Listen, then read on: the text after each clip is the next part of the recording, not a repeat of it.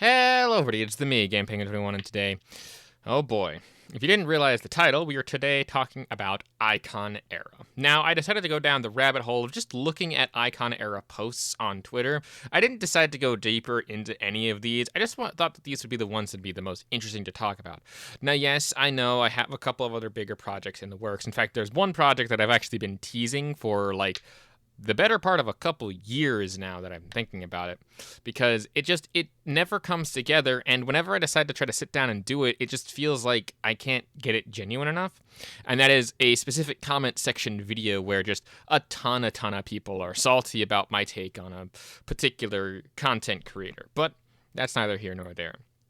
Someone did actually end up challenging me and saying, you wouldn't make this a mainline video, and, well, if you know, you know, but just do know that I am slowly but surely working on that. Just the amount that I care is very little to make that video, because there's so much other things I would like to talk about other than that entire thing. Something stupid happens, if they come up again, maybe I will, but at the end of the day, right now, I just want to talk about Icon Era and just have an easy target. Now, there is a couple of stories that I think I broke off into their own video, but these are mostly the titles and things that got me the most interested to actually end up talking about this sort of video. So with that being said, let's just take a look at some of the very dumb Icon Era takes. Starting, of course, off with the Red Dragon, who actually retweeted this, and I wanted to talk a bit about this because Microsoft apparently has stopped shipping the Xbox Series X to Brazil. The console, now 1750. Cities, players will be able to play on xCloud and Game Pass from now on. Saying that Microsoft stops shipping consoles, says you don't need one, just use xCloud, #Brazil, just buy a PS5. Now, I don't know if you understand why the shipping to Brazil is actually not as bad as you might think. Now, for those of you who may or may not be aware of the actual problems with places like Brazil or around the world, because you are American like myself, if I'm remembering correctly, Brazil has a problem with, I believe, inflation, mainly specifically in their currency. I don't know the specific currency, what you would call it. Please, I'm only American and I only know so much, so please don't kill me. But from as far as I could tell, Brazil doesn't have a lot of buying power when it comes to, say, purchasing things. People can barely purchase rent in that area. I mean, it's the problem in a lot of different places, but in Brazil, it's especially pretty bad. So saying, hey, just have this system here that is available in your country for a much cheaper price is actually a pretty good marketing move. And I'm fairly certain that if, say, I don't know, Sony did the same thing, Red Dragon would be like, oh yeah, they're making a very strategic business marketing move or something like that. But overall, it's not the thing to be making fun of, because, yeah, they're going to be losing money in, kind of the short term. But, again, it's not that Brazil is a bad country, and I don't think that it's, a weird thing like that. It's just because Brazil, I think it, would cost more to ship the Xbox there than it would be for them to purchase the Xbox coming in to the... You know what I mean? It's very dumb to kind of do that, but it's dumb on both ends. But next up here on the whole Icon Era pain train that we have going today, we have PlayStation should have an initiative to help Xbox players save their game library in the case Xbox hardware ends. Here's the question that I would have. What the fuck are you talking about? For one, while I think that would be a cool thing, such as, I don't know, cloud saves, which I can get on my PC fairly easily and just use Steam on all of my stuff, why would they want to do that? That's my thing. I found this funny because, oh yeah, this is good guy PlayStation coming in to actually help with the Xbox when they move over after the inevitable decline of Xbox 360. Why would they do that when, I don't know, you can just purchase the game again from PlayStation and, give PlayStation your money more? Why would they do a pro-consumer move like that? That's really funny. Again, the only people that I know that actually do cloud saves for free, or at least the people that I know that would do something like that in terms of cross-compatibility with, storefronts or something, would most likely be, GOG and Steam. As far as I'm aware, like GOG and Valve probably. I'm not too certain on if it's actually cross-compatible. I just know that I have a ton of free GOG games from like the Twitch thing that I probably should get to. Like I got the entire BioShock series for free, so am happy about that. Apart from that, I just think it's really funny that they would even say, oh yeah, PlayStation should do this, despite the fact that PlayStation would most likely never do this. Next up here, we have House Marquee confirms Serenos is set to release in 2026 for the PS5 and PS5 Pro, with no mention of a PC port. Okay. Game looked kind of mid, to be honest, but then again, it was just a CGI trailer, so I'm not too certain on it. If it looks cool, it looks cool. I don't really care for whatever the heck that was. I don't even know what the game's gonna be about, but it already looked kind of not my cup of tea, so cool, you can keep it. And again, I find it funny how they say, oh yeah, there's no mention of a PC port when they're going to initially launch it on the PlayStation and then possibly launch it years later when they port it over. So, just kind of makes some sense because, again, they had like things like Stellar Blade, which they had no mention of a PC port up until the state of play. Oops. So, yeah. Anyway, next up here we have how Xbox almost perfectly mirrored Sega's arc in the console space. Now, I don't think that that's actually true. For someone like me who actually has a very decent understanding of how Sega went forward in terms of actually having stuff, Sega in the end, they wanted people to buy their consoles, but they were trying to do everything first. They were trying to push the boundaries further than anything. And they actually ended up like quote half lying to their consumers about the power of the actual console. And as far as I could tell, Xbox hasn't done that, and Xbox also hasn't done like 5 bajillion like different add-ons for the one console that like was trying to keep that one console alive. I think it was mainly the Genesis at the time, where they tried to make it a 32-bit and they tried to make it this bit and that bit. So overall, no, I don't think that they're following the same footsteps. I do, however, think that they are similarly in some capacities following along certain paths of other things. But again, you have to remember that when Sega was around, it was a far different market than it is in today's market. So I mean, maybe not. It's just very weird to compare the two. Next up here, the PSP has been around for 20 years and still looks better than every handheld since, apart from Vita. You do realize I can play Elden Ring on my Steam Deck. You do realize I can play a lot of PlayStation games natively on my Steam Deck, all of which look and run like they do on current modern hardware. I've played PSP games. They're not as good graphics-wise, if that's what you're saying. They still look better. If you're saying stylistic-wise, sure, I can see that. They can have the good stuff. But if you're talking about graphics-wise, I don't really think that that's the case. Next up here, the real reason behind PlayStation remasters and remakes.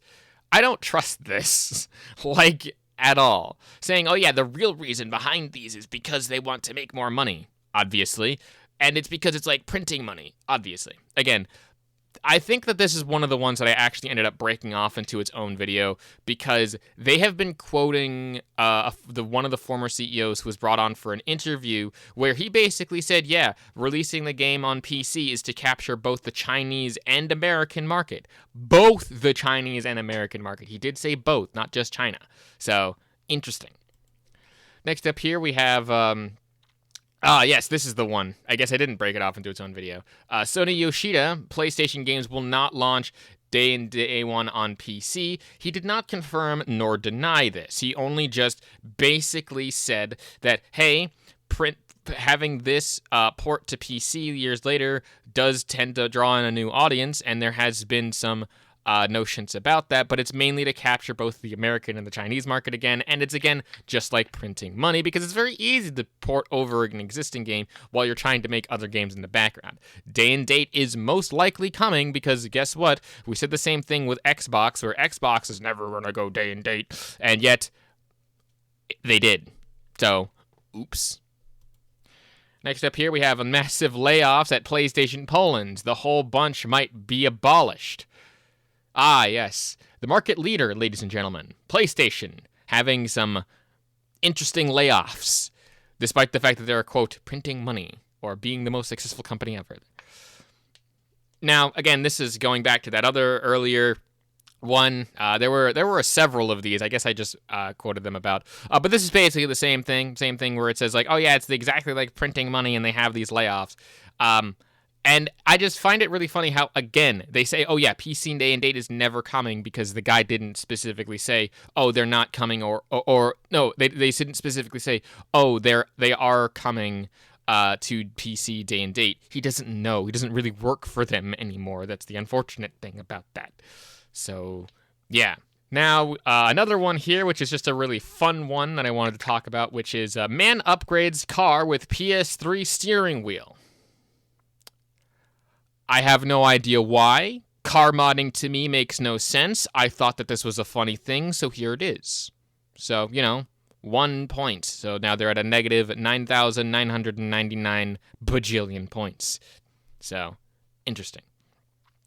Next up here, we have a quote from Push Square saying, I played The Last of Us online, and it was great, says Soshi Yoshida via Push Square. I guess it does the same interview where he said, like, oh yeah, I played The Last of Us online, and it was awesome. Cool. The game got canned.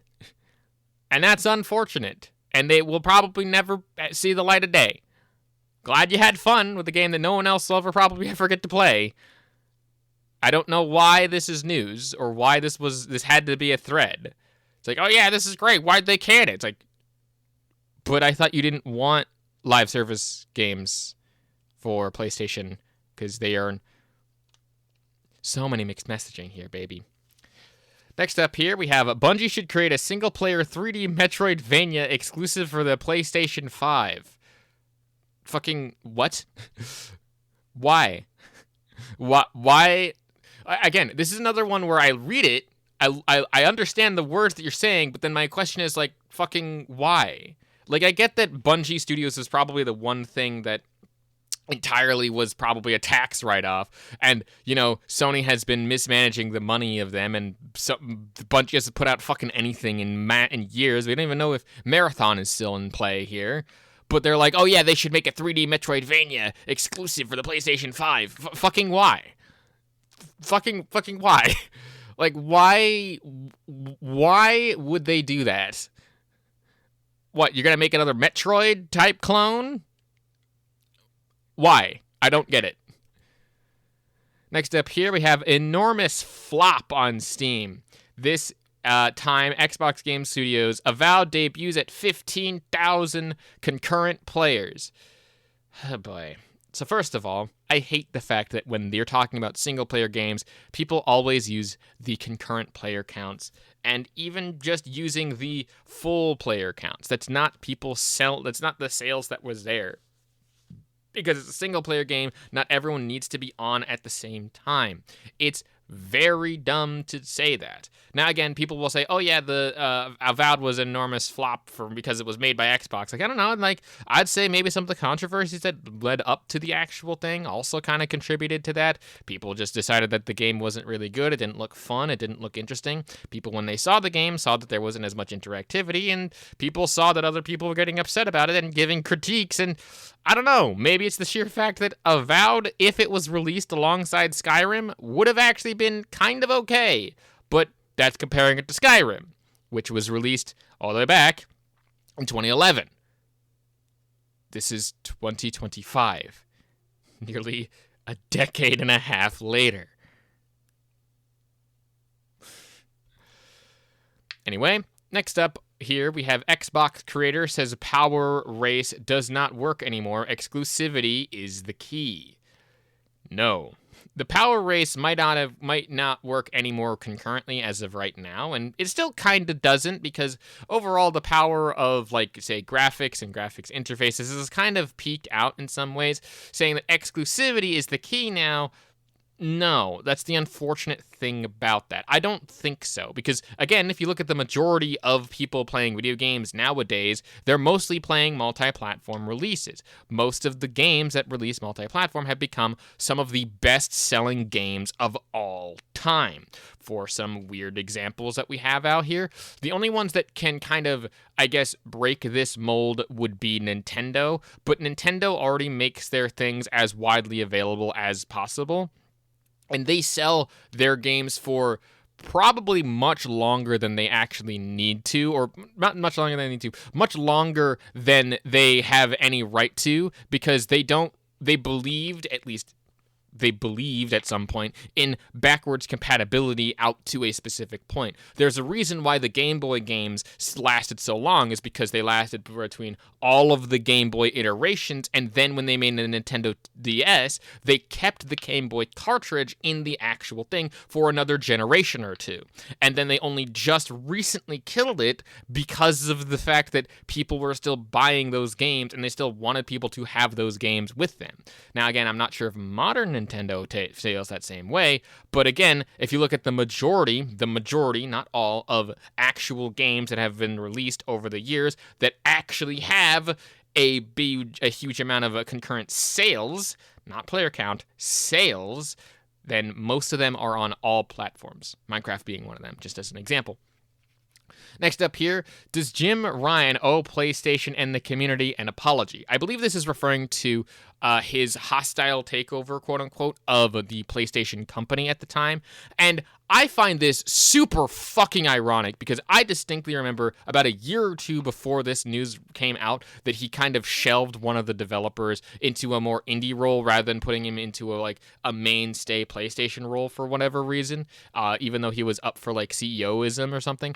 They were kissing this man's ass completely and utterly. I just distinctly remember all of those tweets of Jim Ryan left PlayStation in a great thing. Jim Ryan is doing all this stuff. He saw the writing on the wall and he's gonna leave a victor, and how he led PlayStation through the best time in the world. And now that this thing came out that he distinctly fucked over someone in such a way and actually wasn't that good of a CEO, maybe now the thing is shifting.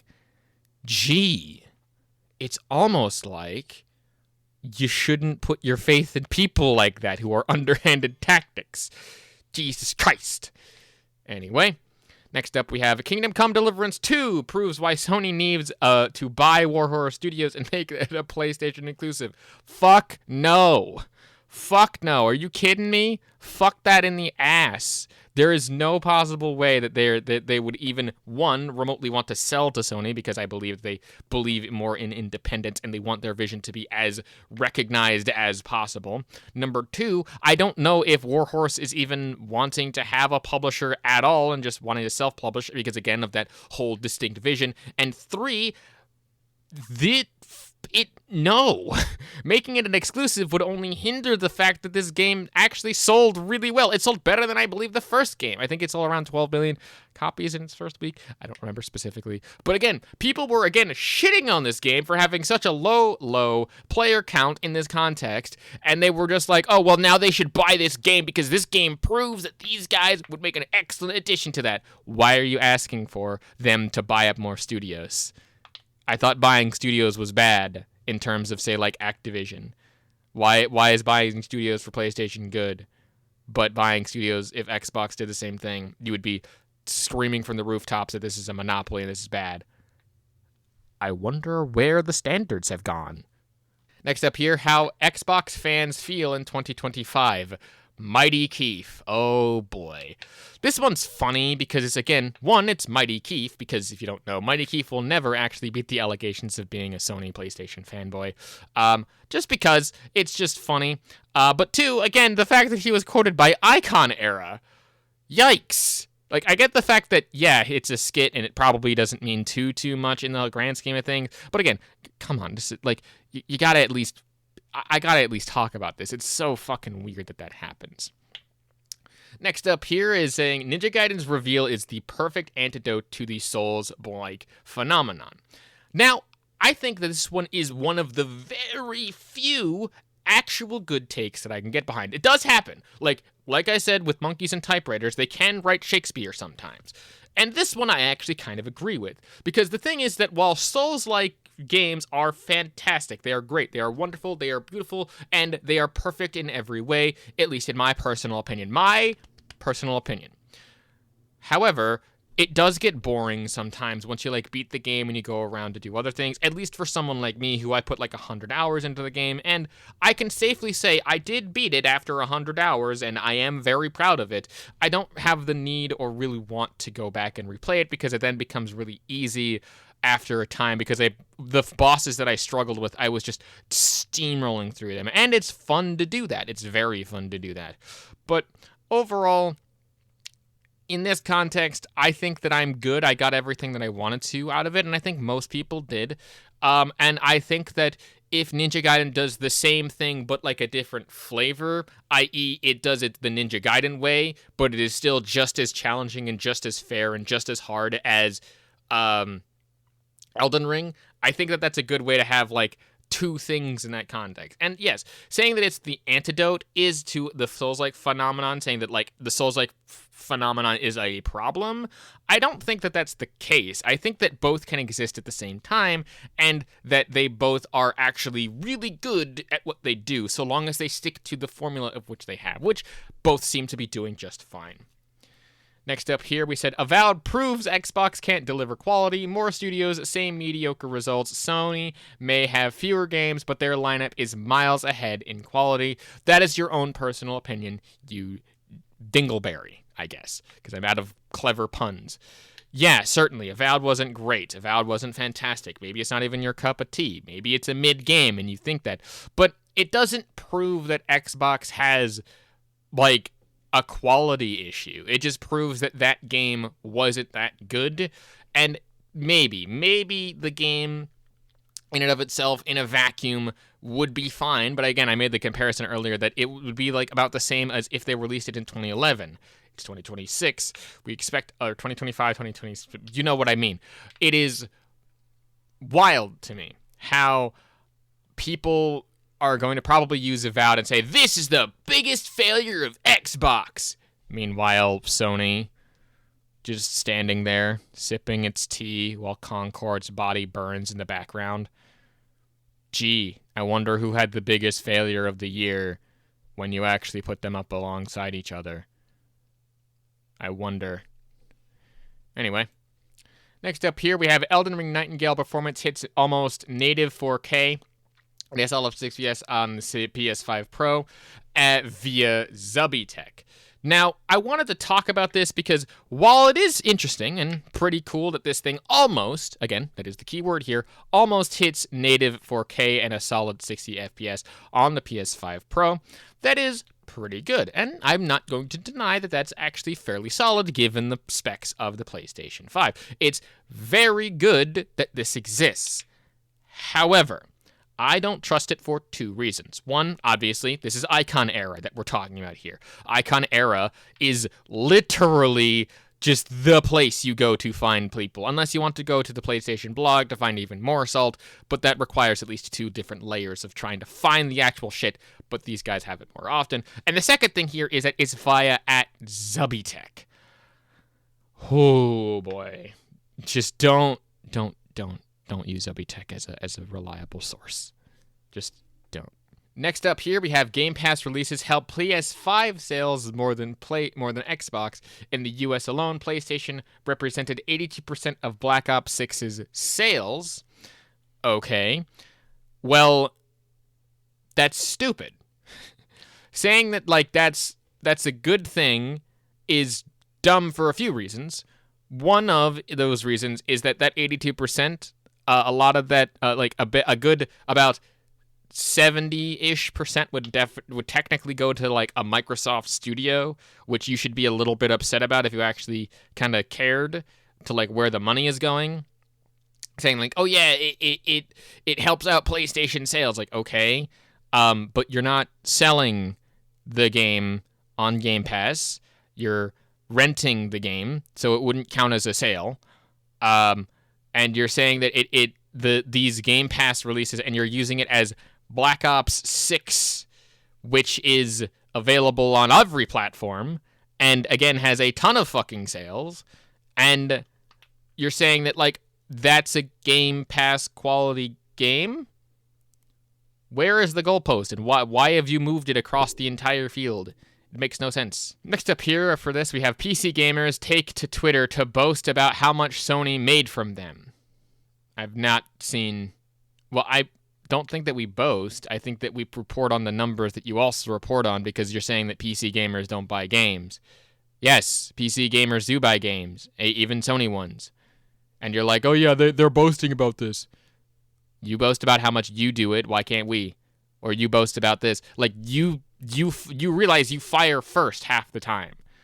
So when we bring you numbers and you say that those numbers suck, like, what the fuck here, dude?